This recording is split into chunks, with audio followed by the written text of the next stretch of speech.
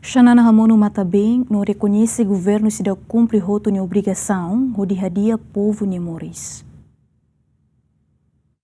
Primeiro-ministro Kairala Sana Guzmão considera povo Timor-Leste anesan erroi no ia tempo anesan ni Ramono Matabem não reconhece katak governo se dá cumprir roto de obrigação ou de hadia povo de Moris. Xanana hatou declaração durante o mútuo o cidadão Sira e a suco ai tutu posto administrativo mobice município Inaro. Ela sente na fatinha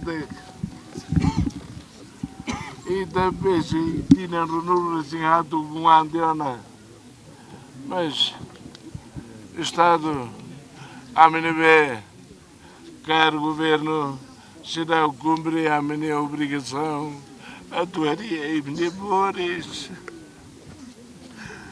E me maqueiróis, olha miniteiros, de sacrifício, para que derreta com alde. Também, né? Eu agradeço mais, né, Surimi. Eu vou fazer baracona, que eu estou felicidade, para Lidiona. A Suru diz que não ansira. Calame, eu que da lua abde berri, o guardo pobre, del moriria.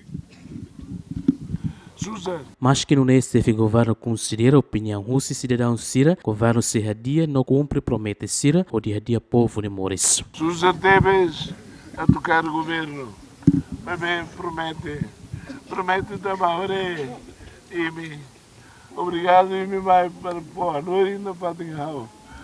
A noite na Fatinhal, a noite na Fatinhal, que é e da uma Cleodiana, a me será o cumprir a minha obrigação. Dedão ne governo se continua serviço ou seriedade, a busca solução para problema Sira nebe comunidade se enfrenta, liu e a área infraestrutura, saúde, educação, na economia não se lutam. Além de governo e política e serviço ou responsabilidade, a implementa política nebe for benefício direito para povo, no nebe essa bem-estar comunidade, no desenvolve nação ne e a futuro. Simão Simenes, GMN.